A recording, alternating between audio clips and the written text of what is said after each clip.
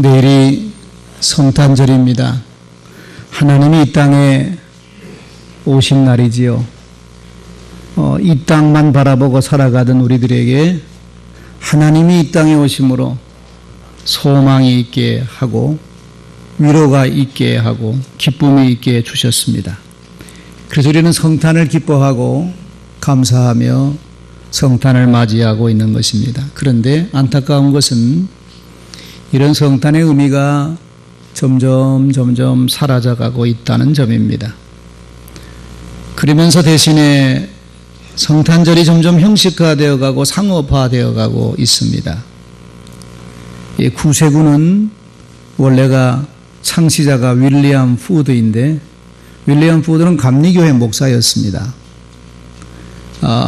초기 감리회 목사였는데 이 구제에 대한 관심을 더 남달리 가지고 세상을 구제로서 구원하자고 하는 목표를 걸고 나가서 구세군이라고 하는 새로운 단체를 만들게 된 것이지요.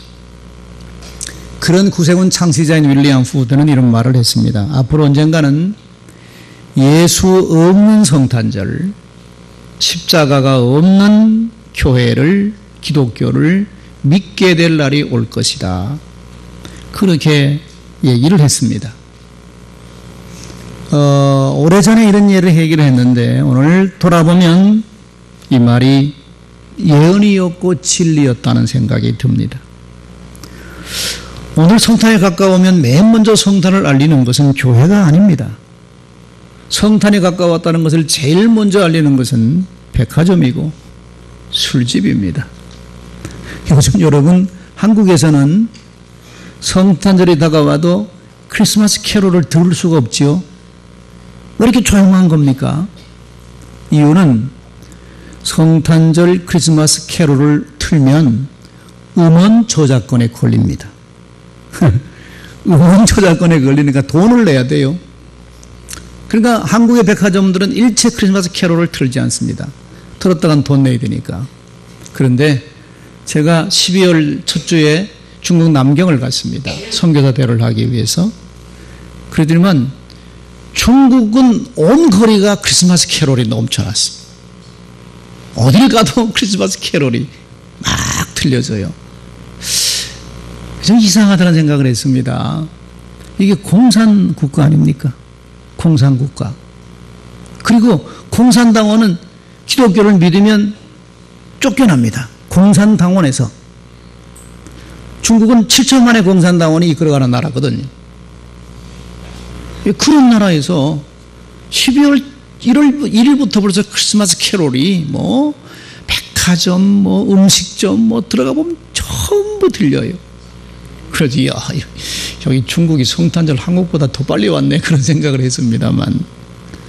자, 그러면 이런 백화점이나 가게에서 12월만 시작되면 성탄절 캐롤을 울리는 이유가 뭡니까? 다 장사석이죠, 장사석. 이처럼 오늘날 성탄절은 철저하게 상업화 되어가고 있습니다. 그러니까 윌리엄 푸드의 말처럼 예수 없는 성탄절, 예수 없는 성탄절이 이 땅에 판을 치고 있어요. 여러분은 성탄절 하면 무슨 생각이 먼저 떠오릅니까? 성탄절 하면 여기 있는 크리스마스 추리가 생각나지. 또 산타 할아버지. 울면 안 돼, 울면 안 돼. 우는 애겐 선물을 안 주신대, 산타 할아버지가. 산타 할아버지, 혹은 루돌프 사슴, 크리스마스 카드, 그런 것들이 우리는 생각이 납니다. 자, 그러나 이런 것들은 성탄절하고는, 성탄절의 진정한 의미하고는 거리가 먼 것입니다. 여러분, 성탄절의 진정한 의미가 뭡니까? 성탄절은 하나님이 인간 땅으로 내려오신 것입니다. 여러분, 이건 엄청난 것이, 여러분 하도 들으셔서 그런가 그러는데, 여러분 보십시오. 세상의 모든 다른 종교는 인간이 신이 되려고 하는 노력입니다. 그렇죠. 돌을 닦고 수련을 하고 108번뇌를 다 떨쳐버리고 인간이 신의 경지에 신이 되어보자고 하는 것이죠. 인간이 곧 부처다라는 얘기입니다. 부처. 인간이 신이 되어보자는 것입니다. 그게 인간의 욕구거든요. 가만 보세요, 여러분. 창세기에 사단 마귀가 아담과 하와에게 뭐라고 유혹합니까? 선악을 알게 하는 나무 열매를 먹으면 눈이 밝아져 너가 하나님처럼 된다. 하나님처럼 된다. 인간의 욕구가 하나님처럼 되는 겁니다. 인간이 신이 되려고 하는 것이 인간의 욕구입니다. 요즘 유발 하라리, 이스라엘의 미래 연구학자인 유발 하라리가 호모 데우스라는 책을 썼어요. 호모 데우스. 그 사람은 거기서 그렇게 말합니다. 인간의 욕망은 불멸입니다. 불멸. 죽지 않는 것입니다. 그리고 행복입니다. 행복. 그 다음에 신이 되려 하는 것입니다. 이게 인간의 기본적인 욕구라는 겁니다. 이 욕구 때문에 인류의 역사가 발전해 오고 있다는 얘기를 하는 거야. 인간의 욕구는 신이 되려는 것, 죽지 않으려는 것, 불멸, 행복하려는 것. 이 세 가지 목적 때문에 인간이 이렇게 발전해 온 것인데 지금 그 발전이 눈앞에 와 있다는 것이죠. 그게 뭡니까? 인공지능입니다. 빅데이터. 이게 지금 놀랍게 발전하고 있죠. 놀랍게. 여러분의 유전 인자만 집어넣으면 앞으로 10년 후에 여러분들이 무슨 암에 걸릴지 이미 다 예견되어 나오는 겁니다. 놀랍습니다. 돈이 비싸서 그렇지. 그리고 유전 인자를 조작하면 여러분 120세를 뛰어넘어서 죽지 않고 살 날이 올 겁니다. 그게 인간의 욕구입니다. 그러나 유발 하라리의 전망은 어둡습니다. 인간은 윤리가 있습니다. 근데 빅데이터는 윤리가 없습니다. 그러면 결국 인간은 인공지능에 조종을 당하는 인간으로 전락해 버릴 수가 있다는 위험을 말합니다. 우리 옛날에 공상과학 영화에 보던 일들이 실제로 일어날 수 있는 미래가 곧 온다는 얘기입니다. 그러면 이런 상황에서 인간이 어떻게 윤리적인 판단을 할 것이냐 하는 얘기를 하고 있어요. 밝지가 않습니다. 결국 인간은 신이 되어보려고 노력하는데 신이 되는 길은 없다는 겁니다. 그러면 하나님이 이 땅에 내려오실 필요가 없었어요. 인간이 아무리 이 땅에 발버둥 쳐도 신이 될 수가 없어요. 그래서 하나님은 우리를 불쌍히 여기서 우리를 구원하기 위해서 하나님이 이 땅에 내려오신 것입니다. 이건 여러분 놀라운 일입니다. 하나님이 우리처럼 됐다는 것입니다. 인간처럼.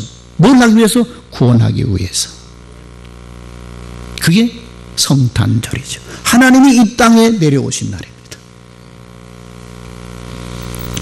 이미 하나님께서는 독생자 예수를 이 땅에 보낼 것을 여러 선지자를 통해서 미리미리 이미 말씀해 주셨습니다. 예를 들면 이사야 7장 14절을 보면 이사야는 이렇게 예언을 하지요. 주께서 친히 징조를 너희에게 주실 것이다. 징조가 뭐냐? 보라, 처녀가 잉태하여 아들을 낳을 것이요 그 이름을 임마누엘이라 하리라 그랬습니다. 예수님이 이 땅에 오기 전에 700년 전에 이미 이사야 예언자가 예수님의 오심을 이렇게 예언을 했고, 그리고 때가 되자 이 예언의 말씀처럼 이 땅에 하나님의 아들이 오신 것입니다. 그날이 성탄절이죠. 자, 그런데 이 놀라운 사건 아닙니까? 하나님이 이 땅에 내려오신 그날에 그러면 그 성탄을 맞는 그 당시의 사람들의 반응이 어떠했느냐? 반응이 궁금하잖아요? 그 반응을 살펴보면서 오늘 성탄절이 돌아왔건만 우리들의 반응은 어떠하냐 하는 것을 한번 비교하면서 오늘 말씀을 정리하고 생각하고 은혜를 나누려고 하는 것입니다. 예수님이 이 땅에 오신 날, 하나님이 이 땅에 오는 날, 첫 번째 부류의 사람들은 관심이 없던 사람들입니다. 이게 대부분의 사람들이었습니다. 관심이 없었습니다. 예수님의 탄생이 나와 무슨 상관이 있어? 그런 생각이었습니다. 그런데 이런 반응은 지금도 마찬가지입니다. 성탄절이 다가오는데도 사람들은 관심이 없습니다. 성탄절? 그거 연말에 같이 만나갖고 밥 한 끼 먹고 술 먹고 그런 연말 아니야? 연말 중에 하나의 행사로 성탄절을 이해를 합니다. 그런가 하면 어떤 사람은 석가모니 탄신을 하고 예수 탄신이랑 비슷한 거 아니야? 그런 반응입니다. 관심이 없다는 얘기죠. 여러분, 성탄의 깊은 뜻이 뭡니까? 유명한 신학자인 칼 바르트는 이렇게 말했어요. 성탄이란 하나님은 너무 높은 곳에 계시고 우리 인간은 너무 낮은 곳에 있으며 하나님의 시간은 영원하고 인간의 시간은 유한하며 인간은 죄악으로 인하여 파멸의 길과 어둠의 길로 가고 있으면서도 그것을 알지 못하기 때문에 하나님께서 인간을 구원하기 위해서 직접 인간의 몸을 입고 이 땅에 오신 날이다. 정확한 해석이지요. 하나님이 우리에게 오신 날입니다. 그래서 임마누엘이지. 우리에게 오셔서 우리의 질병을 고쳐주고 마음이 상한 자를 찾아가셔서 위로해 주시고 저절의 상처를 싸매어 주시고 세리와 창기의 친구가 되어 주시고 그리고 하늘로 올라가는 길을 열기 위해서 십자가를 지고 죽으신 것입니다.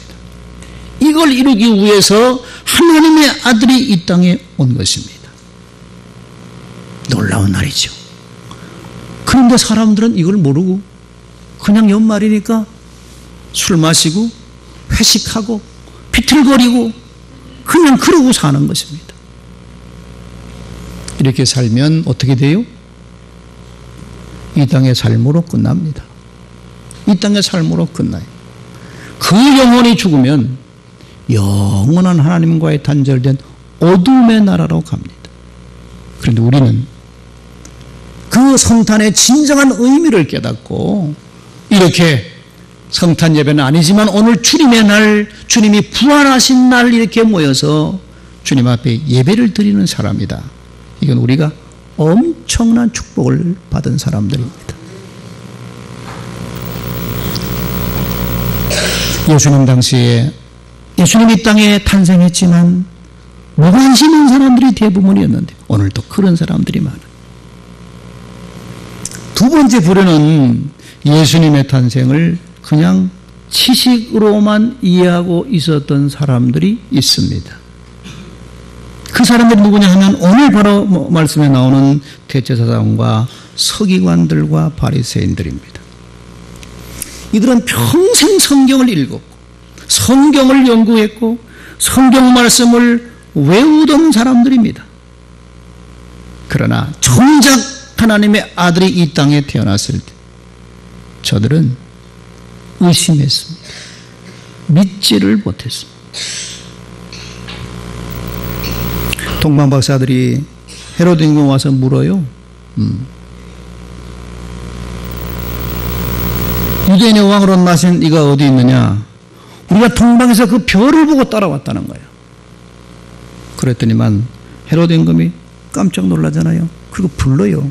대제사장과 백성의 서기관들을 부릅니다. 불러서 뭐라고 물어요? 야, 메시아가 어디서 난다고 성경에 얘기를 했느냐? 그럼 저들이 정확하게 대답을 하지요. 5절 6절 아닙니까? 유대 베들레헴입니다. 이유는 선지자들이 이렇게 기록했습니다. 유대 땅 베들레헴아 너는 작은 유대 고을 중에 가장 작지 아니하도다. 내게서 한 다스리는 자가 나와서 내 백성 이스라엘은 목자가 되리라고 말씀했으니 태어난다면 유대 베들레헴에서 태어난다. 정확하게 알았습니다. 그런데요, 이들은 가지 않았습니다. 가지 않았어요. 아니 그렇게 기다리던 메시아가 왔다면 자기들이 확인하러 가야 되는 거 아닙니까? 그런데 가지 않았어요. 이게 무슨 말입니까? 성경의 말씀을 지식적으로만 머리로만 이해를 했다는 것입니다. 이건 영적으로 무지했다는 얘기입니다. 영적 무지함. 여러분 이게 문제입니다. 영적으로 무지하면 그냥 하나님의 말씀을 그냥 머리로만 지식적으로만 받아들입니다. 거기엔 아무런 영적인 감동도 없고 영적인 힘도 없어요.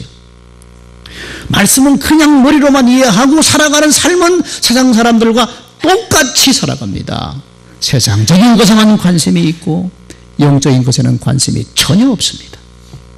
그리고 자기들 생각에는 온 인류를 구원할 메시아가 온다면 아주 거창하고 화려하게 올 줄 알았지, 그렇게 베들레헴 말구에서 태어날 줄은 생각하지 않았습니다. 자기들이 알고 있는 대로 예수님이 베들레헴에 오셨지만 저들은 믿지 못하고 의심하고 가지 않았습니다. 오히려 저들은 예수를 십자가에 못 박아 죽여버리고 맙니다. 여러분 이것이 우리에게 뭘 말합니까? 성경을 지식적으로만 알고 있는 사람들의 위험입니다. 오늘도 이런 사람들이 많습니다. 성경에 대한 지식 많다고 우쭐거리지 마십시오. 그게 다가 아닙니다.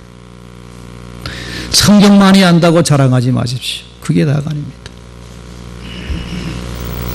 영적 힘이 있어야 됩니다. 여러분 신앙생활은 성경의 지식으로 하는 게 아닙니다. 신앙생활은 영적인 생활입니다. 영성이 있어야지. 영적인 감동이 없는 지식은 죽은 지식입니다.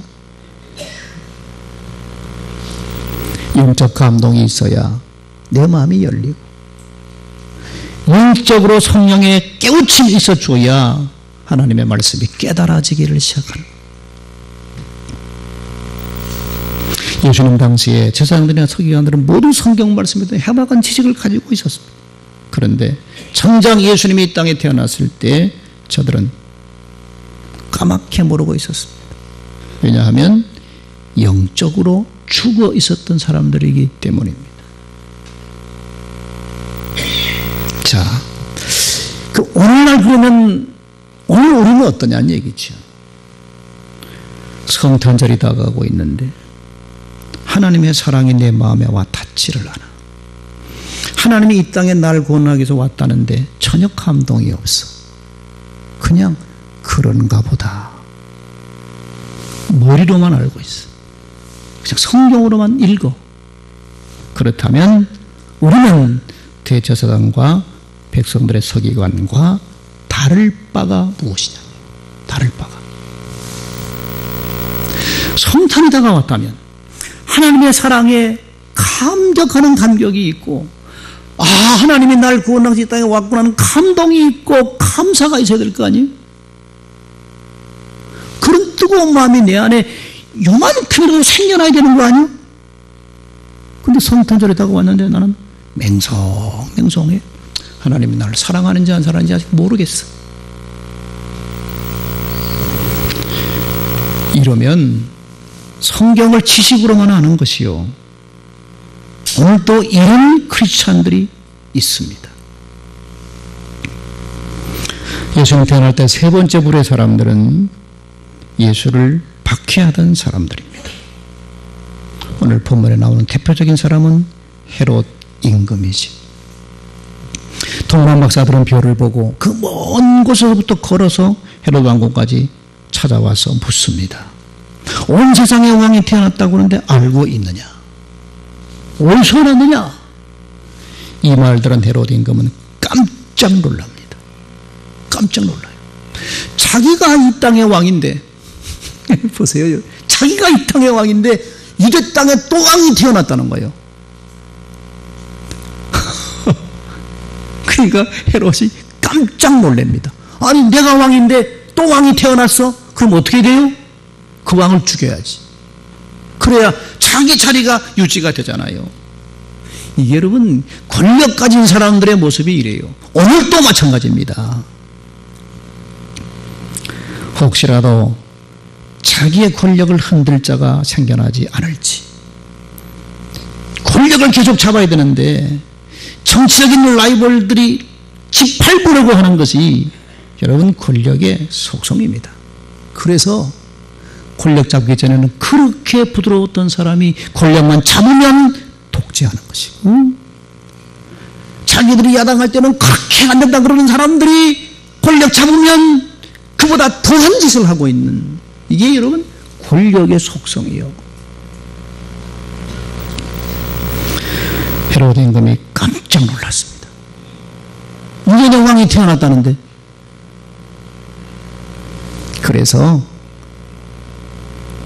서기관들을 모아서 어디냐 묻지요. 그러니까 베들레헴이라는 것입니다. 그래서 오늘 말씀 보면 헤롯이 가만히 박사들을 불러요. 그래서 별이 언제 나타났냐 물어요. 그리고는 조용히 말합니다. 가서 너희들이 만약에 그 아기를 찾는다면 내게도 알려달라. 나도 가서 그를 경배하겠다. 이게 진짜요? 아니었습니다. 죽이려는 생각입니다. 이걸 알고 동방박사들이 아기 예수께 경배하고 났을 그 밤에 하나님께서 꿈에 나타나서 헤로데 임금에 가지 말아라. 그리고 동방박사들이 그 꿈의 계시를 따라 다른 길로 갑니다. 헤로데 임금은 기다려도 동방박사가 안 와요? 그때 무슨 생각해요? 속았구나. 그래서 명령을 내립니다. 2살 이하, 유대 땅에 있는 2살 이하 남자아이는 다 죽이라. 임금의 명령이요.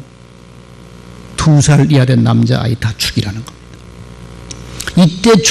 이때 유대 땅에 죽은 아이들이 14,000명입니다. 그런데 하나님은 천사들을 요셉에게 보내서 빨리 애굽으로 피신하라. 그렇게 말씀하셨어. 아기 예수님은 화를 모면하게 되었습니다. 오늘도 교회를 핍박하고, 오늘도 예수에게 어떻게든지 핍박하려는 사람들이 많이 있습니다. 교회를 말살하려고 하는 사람들이. 지금 중국 시진핑이 엄청난 교회를 핍박합니다. 선교사들 다 낱낱이 동선을 살펴서 공안들이 걸리기만 하면 추방입니다. 비자를 안 내줍니다. 그리고 7천만 공산당원은 예수 믿으면 바로 잘라버립니다. 그렇다고 여러분 예수 믿는 사람들이 없어집니까?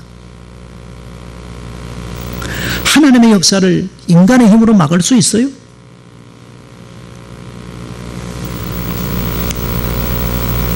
지금 중국의 청년들이 유럽이나 온 세계로 나가서 중국어를 가르치러 나간다는 겁니다. 놀라운 것은 그 청년들의 절반이 중국어를 가르치러 나가서 복음을 전한다는 겁니다. 놀라운 사건이죠. 여러분, 시진핑이가 아무리 기독교 믿는 사람들을 박해해도 살아있습니다. 하나님의 역사는 인간의 힘으로 어찌할 수가 없습니다.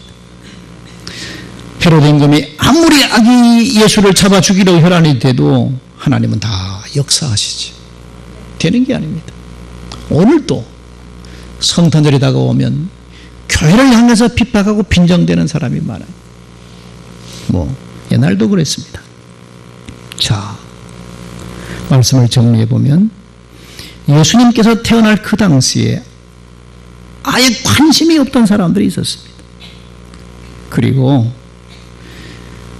그 예언의 말씀을 알고 있는 사람들이 있었지만 영적 감동이 없어서 그 사실을 믿지를 못한 사람이 있었는가 하면 아기 예수를 잡아 죽이려고 혈안에 대해 있었던 헤롯 임금도 있었습니다. 자, 그럼에도 불구하고 아기 예수를 기다리고 고대하는 사람들이 있었습니다. 그들은 성경을 보면 모두가 다 아기 예수를 만나는 영광을 누렸습니다. 오늘 본문에 나온 대표적인 사람이 누굽니까? 동방박사들입니다. 이들은 이스라엘 나라 동쪽에서 온 사람들입니다. 그래서 동방박사라고 부르죠.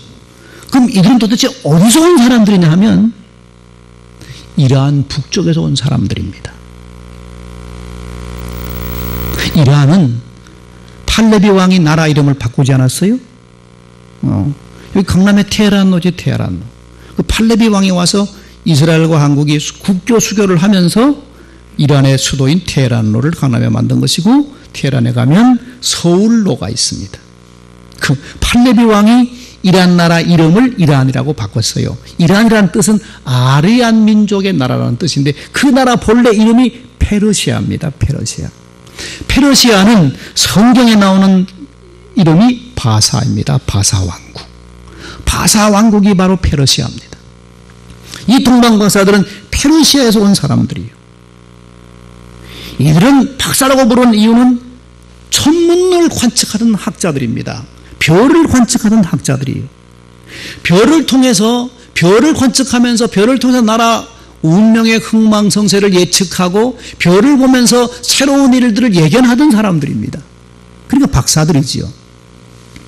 이들이 어느 날 별을 관측하고 있는데 온 인류를 구원할 만한 새로운 사람이 태어났다는 사인인 어떤 신비한 별을 발견합니다. 보통 별이 아니었어요. 이건 뭔가 하늘이 예견하신 일입니다. 그래서 그 별을 따라 가기로 결정을 하고 짐을 챙깁니다. 낙타에 싣고 저들이 그 별을 따라 이동하기를 시작합니다. 지금처럼 자동차와 기차 없던 시절입니다. 자기들이 묵을 수 있는 모든 짐들은 낙타에 싣고 자기들이 별을 따라 걸어옵니다. 밤이면 그 별을 보고 그 별을 이동하는 쪽으로 따라오는 것이죠. 낮이 되면 잠자고 밤 되면 별 따라 이동하고 산을 넘고 강을 넘고 수개월 걸려서 별을 보고 따라온 것이 예루살렘입니다. 그래서 헤롯 임금에게 물었지. 그렇게 새로운 뭔가 메시아를 기다리고 삼아던 이들은 다 오늘 말씀처럼 베들레헴에 가서 아기 예수를 만납니다. 경배하고 저들이 그 먼 길을 오는 동안 가져왔던 보배합을 열어서 황금과 유향과 모락을 예물로 드리고 돌아갑니다. 제가 2008년도 이란을 방문했습니다. 이란을 방문했을 때 동방박사들의 교회가 있다는 겁니다. 저는 깜짝 놀랐습니다. 아니 이슬람 나라가 어떻게 교회를 저들이 보존할 수가 있습니까? 진짜 있느냐? 있다는 겁니다. 그럼 가보자. 테헤란에서부터 비행기를 타고 3시간 가서 버스를 타고 올라갔습니다. 터키 국경 가까운 곳입니다. 갔더니만 조만한 교회가 있었습니다. 십자가 없어요. 이란 나라가 이렇게 관리하고 있는 곳인데 가보았습니다. 가보았더니만 교회가 큰 교회가 아니고 조그만한 교회 건물인데 강단에 가면 십자가가 없어요. 동방박사들은 십자가를 모르니까. 가운데 그림이 성화가 있는데 그게 뭐냐면 마리아가 아기 예수를 안고 있는 그림이 동굴을 파서 거기 성화를 그려놨어요. 그리고 앞에는 한 20명이 앉아서 예배할 수 있는 예배 초소입니다. 그거 보면서 감동이었습니다. 여러분 궁금하면 가보십시오. 이란에 가면 있습니다. 동방박사 교회입니다. 놀라운 일이죠. 유대 땅 베들레헴에 온 인류를 구원할 메시아가 태어났는데도 누구도 몰랐습니다. 대제사장과 서기관까지는 믿지 않았습니다. 그러나 그렇게 새로운 구세주를 기다리는 동방박사들은 아기 예수를 만나고 경배하는 기쁨을 누리고 돌아가서 그분을 경배하는 교회를 만든 것입니다. 이제 내일이면 성탄절입니다. 성탄절을 맞이해서 내 마음은 어떤가? 나는 성탄절을 어떤 마음으로 기다리고 있는가? 어떤 마음으로 맞이하고 있는지 돌아보시면서 아무쪼록 성탄절의 그 하나님의 깊은 사랑, 그 은총을 깨닫기 위해서 사모하는 마음을 가지고 여러분들 지남으로 말미암아 여러분들이 마음속에 하나님이 찾아와 주시는 임마누엘의 은총과 축복이 있기를 주님 이름으로 축원드립니다. 기도합시다. 하나님의 놀라운 신비로움입니다. 오늘도 그 신비로움은 우리 마음 안에 역사합니다. 성탄절이 다가오고 있는데 내 마음은 어떠한지를 돌아보고 어떤 마음으로 성탄절을 맞이해야 되는지를 우리가 살펴보면서 사모하고 은혜를 기다리는 그런 그 간절함이 우리 마음속에 있게 도와 주옵소서. 그래서 이 성탄절에 하나님이 임마누엘로 내 안에 찾아와 주시는 기쁨과 감동을 누리는 성탄절이 되게 하여 주시옵소서. 예수님 이름으로 기도드립니다. 아멘.